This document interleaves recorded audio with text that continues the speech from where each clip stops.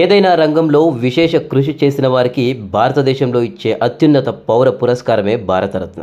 మేధావులు, శాస్త్రవేత్తలు, పారిశ్రామికవేత్తలు, రచయితలు, సామాజిక ఉద్యమకారులు, రాజకీయ నాయకులు, కళాకారులు, సాహిత్యకారులు తదితరులు ఈ అవార్డు అందుకున్న వారిలో ఉన్నారు. 1954 జనవరి 2న అప్పటి భారత రాష్ట్రపతి డాక్టర్ రాజేంద్ర ప్రసాద్ ఈ అవార్డును ఆవిష్కరించారు. తొలి అవార్డును స్వతంత్ర భారత తొలి గవర్నర్ జనరల్ డాక్టర్ చక్రవర్తి రాజగోపాలాచారి, మాజీ రాష్ట్రపతి డాక్టర్ సర్వేపల్లి రాధాకృష్ణన్, శాస్త్రవేత్త డాక్టర్ చంద్రశేఖర్ వెంకటరామన్లకు అందించారు.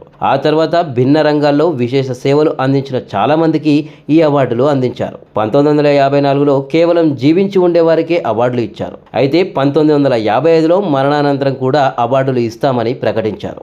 భారత గెజెట్ నోటిఫికేషన్ ద్వారా సదరు వ్యక్తికి భారతరత్న ఇస్తున్నట్లు అధికారికంగా ప్రకటిస్తారు.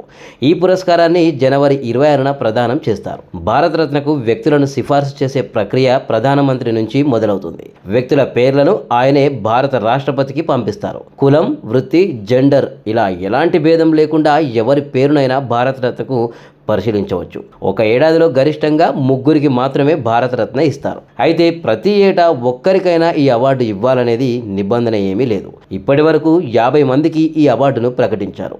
భారతరత్న గ్రహీతలకు ఒక సర్టిఫికేట్, ఒక మెడల్ను భారత ప్రభుత్వం ఇస్తుంది. దీనిలో భాగంగా ఎలాంటి నగదు ప్రోత్సాహకాన్ని ఇవ్వరు. అయితే భారతరత్న గ్రహీతలకు ప్రభుత్వం కొన్ని సదుపాయాలు కల్పిస్తుంది. రైల్వేలో ఉచిత ప్రయాణం లాంటిది దీనిలో ఉంటాయి. ప్రధాన ప్రభుత్వ కార్యక్రమాలకు కూడా భారతరత్న గ్రహీతలకు ఆహ్వానం అందుతుంది. ప్రోటోకాల్లోనూ భారతరత్న గ్రహీతలకు స్థానం ఉంటుంది. మరోవైపు భారతరత్న గ్రహీతలకు వారి వారి రాష్ట్రాల్లోనూ గొప్పగా ప్రాధాన్యం దక్కుతుంది. అయితే పేరుకు ముందు ఈ అవార్డు పేరును పెట్టుకోవడానికి వీల్లేదు. అయితే తమ రెజ్యూమ్, లెటర్ హెడ్, విజిటింగ్ కార్డులలో ప్రభుత్వం నుంచి ఈ అవార్డు అందుకున్నట్లు రాసుకోవచ్చు. రాగితో చేసిన రావి చెట్టు ఆకు రూపంలో ఆ పథకం కనిపిస్తుంది. దానిపై ప్లాటినంతో చెక్కిన సూర్యుడి ముద్ర ఒకవైపు ఉంటుంది. కింద హిందీలో భారతరత్న అని రాసి కనిపిస్తుంది. రెండో వైపు అశోక స్తంభం ముద్ర కనిపిస్తుంది. దాని కింద హిందీలో సత్యమేవ జయతే అని రాసి ఉంటుంది. 2013లో తొలిసారి స్పోర్ట్స్లో కూడా భారతరత్న ఇవ్వబోతున్నట్లు భారత ప్రభుత్వం ప్రకటించింది. 2014లో క్రికెట్ దిగ్గజం సచిన్ టెండూల్కర్కు భారతరత్న ఇచ్చారు. మదర్ తెరెసా లాంటి భారతీయేతరులకు కూడా ఈ అవార్డు అందింది. మరోవైపు పాకిస్తాన్లో జన్మించిన ఖాన్ అబ్దుల్ గఫార్ ఖాన్, దక్షిణాఫ్రికా మాజీ అధ్యక్షుడు నెల్సన్ మండేలాలకు భారతరత్నను ప్రదానం చేశారు. ఒక ఏడాదిలో గరిష్టంగా 3 భారతరత్న ఇవ్వచ్చు అనేది వీలుంది.